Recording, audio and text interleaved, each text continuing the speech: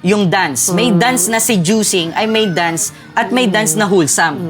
Pag ikaw sinayawan ka ng babaeng seducing, may mag-e-erect sa'yo, may mararamdaman ng lalaki. Pero kung ikaw sumasayaw So, ng... yun yung derechahan na kung ikaw sumasayaw ng wholesome, na hindi ka nangaakit, enjoy lang yung parang yung masayang sayaw lang, entertainment diba? lang. Yun ang tama sa mata ng Diyos. May mga dance moves daw kasi na seducing. At kapag sinayawan ka ng isang babae ng seducing, may mag-e-erect sa'yo. Diyos ko po, nay ko po. Sa context ng sex bomb. Kasi yun naman ang pinanggalingan ng lahat ng to ng mga sinabi niya, di ba?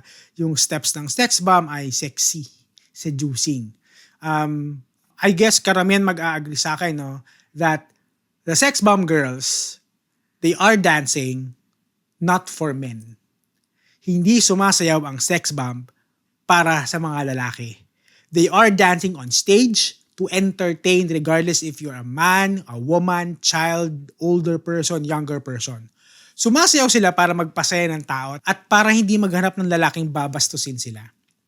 Also, dance is a form of art where body movements are used to express feelings, emotions, or a story. So kung may nag-quote-unquote erect sa'yo, kasi may nagsasayaw dyan sa harapan mo, again, wala sa dancer ang problema.